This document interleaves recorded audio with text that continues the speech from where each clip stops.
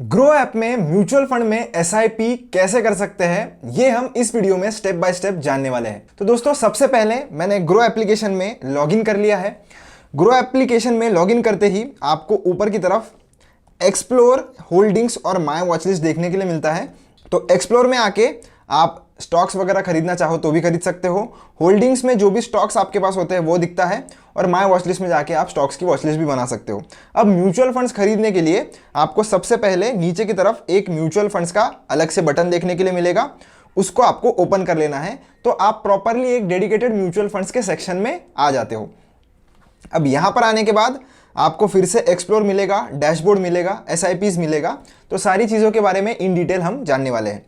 तो एक्सप्लोर में आप देख सकते हो सबसे ऊपर पॉपुलर फंड्स है, यानी कि जो भी लोगों में चहीते फंड्स है वो आप यहाँ से चेकआउट कर सकते हो, इन्हें मूव करके भी। नीचे आपको हाई रिटर्न्स, यानी कि जिसने भी हाई रिटर्न्स दिए हैं पिछले कुछ सालों में, उनकी एक अलग से कैटेगरी आपको मिलती है। एसआईपी विथ ₹500, यानी कि मिनिमम आप 500 से अगर इन्वेस्टिंग करना चाहते हो तो उसका एक अलग आपको सेक्शन मिलेगा। टैक्स सेविंग का मतलब होता है, तो कुछ लोगों को टैक्स सेव करने के लिए ELSS यानी कि इक्विटी लिंक सेविंग स्कीम्स में इन्वेस्ट करना पसंद होता है, तो वो लोग ये टैक्स सेविंग वाले सेक्शन में जा सकते हैं। और ऐसे बाकी के सेक्शंस भी आप चाहो तो एक्सप्लोर कर सकते हो। नीचे अगर हम बढ़ेंगे तो ग्रो एज ए AMC भी है, तो ग्रो के भी फंड्स आपको अलग से देखने के लिए मिलते हैं। नीचे की तरफ आपको सारे म्यूचुअल फंड्स देखने के लिए मिलेंगे। आप अगर इधर व्यू ऑल पे क्लिक करोगे तो आपको बहुत सारी लंबी एक लिस्ट देखने के लिए मिलेगी, जहां पर आप जितने फंड्स हैं उतने सारे चाहो तो यहां से भी रिसर्च कर सकते हो। इसे मैं फिर से बैक कर देता हूं। बैक करने के बाद हम डैशबोर्ड में चलते हैं। डैशबोर्ड में आपको जो भी म्यूचुअल फंड्स आपके पास है उनका इंफॉर्मेशन मिलता है। यानी कि मान लीजिए आप किसी फंड में एसआईपी शुरू करते हैं, तो एसआईपी डिडक्ट होने के बाद जो यूनिट्स आपके आएंगे वो आप इस वाले पोर्शन में चेकआउट कर सकते हो। अब चलते हैं दोस्तों एसआईपीज वाले सेक्शन में। यहां पर आपने जो भी एसआईपी शुरू की होंगी वो आपको यहां पर देखने के लिए मिलेगी। अब मेरी कोई भी फिलहाल एसआईपी नहीं है, तो इधर कोई भी एसआईपी शो नहीं कर रही है। हम आपके सामने जो है वो एसआईपी शुरू करने वाले हैं। तो यहां से आपको अगर किसी स्कीम का नाम पता है तो उसको कहां पर हम सर्च करेंगे, तो ऊपर की तरफ ये सर्च बार आपको दिख रहा है, इसके ऊपर क्लिक कीजिए। यहां पर आपका जो भी स्कीम में इन्वेस्ट करने का मन है उसका नाम आप टाइप कर सकते हो। जैसे एग्जांपल के लिए, ये कोई भी रिकमेंडेशन नहीं है दोस्तों मेरे तरफ से, एग्जांपल के लिए अगर मैं ICICI प्रूडेंशियल के इंडेक्स फंड में अगर इन्वेस्ट करना चाहता हूं, तो मैं ICICI इंडेक्स अगर मैंने सर्च किया तो आप देख सकते हो दो आ जाते हैं, एक निफ्टी नेक्स्ट 50 वाला आ जाता है, एक निफ्टी 50 वाला इंडेक्स फंड आ जाता है। तो अगर मुझे इसमें इन्वेस्ट करना है तो इसके ऊपर मैं क्लिक करूंगा। क्लिक करने के बाद दोस्तों आपको सबसे ऊपर स्कीम का नाम देखने के लिए मिलेगा। ये स्कीम कौन से कैटेगरी के है, तो इक्विटी कैटेगरी के, और सब कैटेगरी उसकी लार्ज कैप है। तो ये भी सब आप चीजें देख सकते हो। 3 साल में एनुअलाइज्ड इसने कितना रिटर्न दिया है, तो ये आप देख सकते हो 13.11%। आपको अगर लाइन चार्ट देखना है इसके NAV का तो वो भी आप देख सकते हो। 3 साल का हमारे सामने लगा हुआ है। ऑल पर अगर मैं सेलेक्ट करूंगा तो ये स्कीम जिस दिन से शुरू हुई है उस दिन से इसने कितना कैसा परफॉर्म किया है आप यहां से ट्रैक भी कर सकते हो।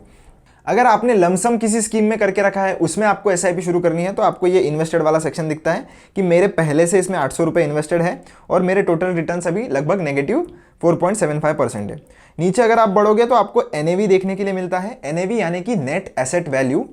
तो जैसे स्टॉक्स की करंट मार्केट प्राइस होती है, वैसे ही म्यूचुअल फंड यूनिट्स की एक यूनिट की प्राइस होती है NAV। यानी कि अगर आपको इस पर्टिकुलर स्कीम का एक यूनिट खरीदना है तो आपको 249.12 रुपीस देने पड़ेंगे।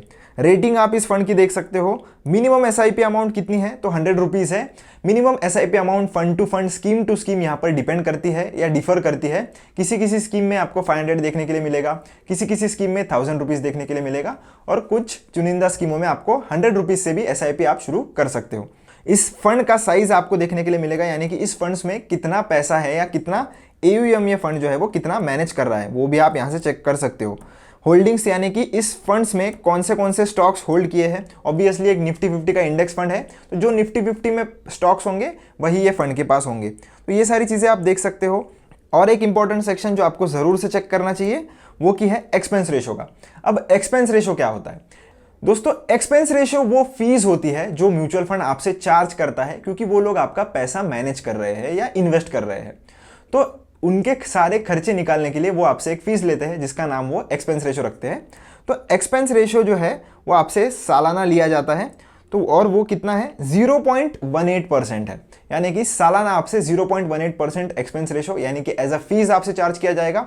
इंडेक्स फंड्स में ये बहुत ही कम होता है, पर अगर आप जैसे जैसे एक्टिव फंड्स यानी कि जहां पर फंड मैनेजर को बहुत ज़्यादा रिसर्च करनी पड़ती है, डिसीजंस लेने पड़ते हैं, बाइंग सेलिंग ज़्यादा करनी पड़ती है, उस फंड्स में आपको एक्सपेंस रेशो ज़्यादा देखने के लिए मिलेगा। और एक और बात, ये जो ग्रो में आप इन्वेस्ट कर रहे हो ये सारे डायरेक्ट म्यूचुअल फंड्स होते हैं।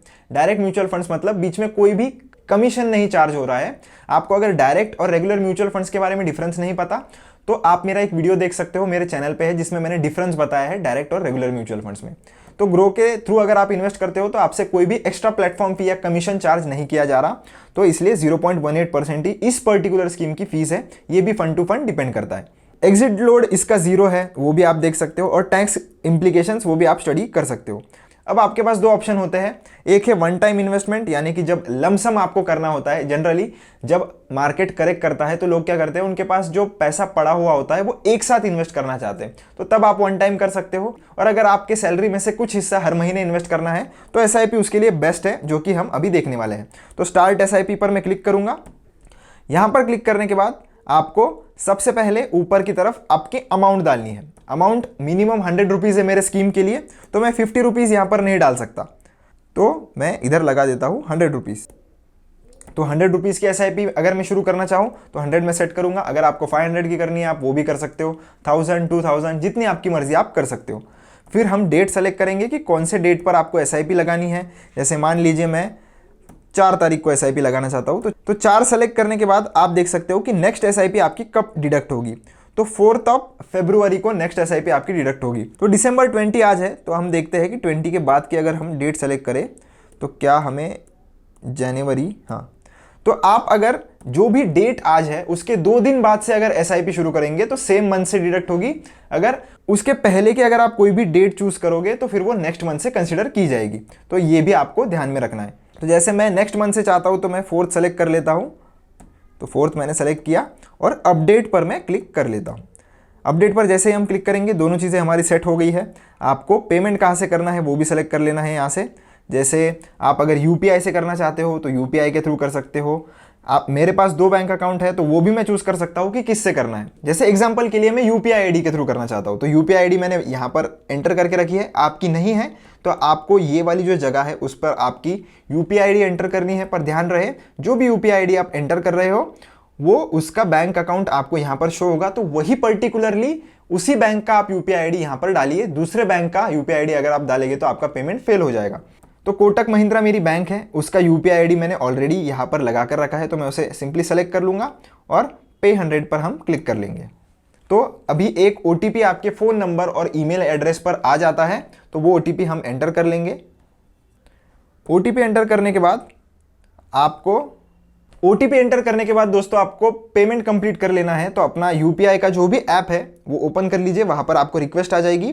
तो जैसे ही पेमेंट कंप्लीट हो जाता है दोस्तों आपके सामने कुछ ऐसा पेज आ जाता है जिसमें ये लिखा होता है कि आपका SIP जो है वो ऑटो पे यानी कि ऑटो डेबिट पर भी सेट कर सकते हो। ऑटो डेबिट का ये मतलब होता है कि अगर आपने इसे अप्रूव करवा लिया तो हर महीने ऑटोमेटिकली आपके बैंक अकाउंट से पैसे कटते रहेंगे। अगर आपको ये फीचर ऑन नहीं करवाना है तो उस केस में आप इसे इग्नोर भी कर सकते हो। तो हम डायरेक्टली इधर बैक वाला जो बटन है इसके ऊपर क्लिक करेंगे, क्योंकि मुझे भी फिलहाल के लिए ऑटो पे नहीं लगाना।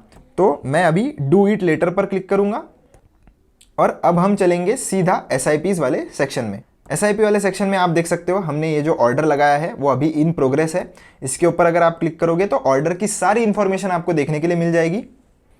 तो सारी डिटेल्स आप यहाँ पर चेक कर सकते हो, चेंज अमाउंट या डेट भी कर सकते हो। यानी कि बाद में अगर आपको कभी लगता है कि मैं अभी SIP बढ़ा लूँ, डेट चेंज कर लूँ, तो उसका बटन आपको यहाँ पर मिल जाएगा। जनरली दोस्तों जैसे ही जिस भी दिन आप पेमेंट करते हो तो 2 से 3 दिन का समय लगता है आपके यूनिट्स आपके डीमैट अकाउंट में ट्रांसफर करने के लिए। तो डरिए मत, 2 से 3 दिन का समय लगता ही है, तो आपका पैसा आपके डीमैट अकाउंट में शो जरूर होगा। कहाँ पर चेक करना है मैंने आपको पहले भी बताया था कि आप डैशबोर्ड वाले सेक्शन में जाकर चेक कर सकते हो। तो ये जो डैशबोर्ड है इसमें आपको आ जाना है। तो जैसे ही आपका SIP डिडक्ट हो जाएगा, तो डिडक्ट होने के बाद 2 से 3 वर्किंग डेज में आपका डीमैट अकाउंट में वो जो यूनिट्स है वो आ जाते हैं और वो सिमिलरली आप यहाँ पर उसे चेक भी कर पाओगे। तो आशा करता हूं दोस्तों आपको ग्रो एप्लीकेशन में SIP कैसे करनी है ये समझ में आ गया होगा। अगर आपको इस प्रोसेस दौरान कोई भी डाउट आता है तो आप कमेंट सेक्शन में मुझसे जरूर पूछ सकते हो। मिलता हूं आपसे एक नई वीडियो में। Till then keep learning, keep earning.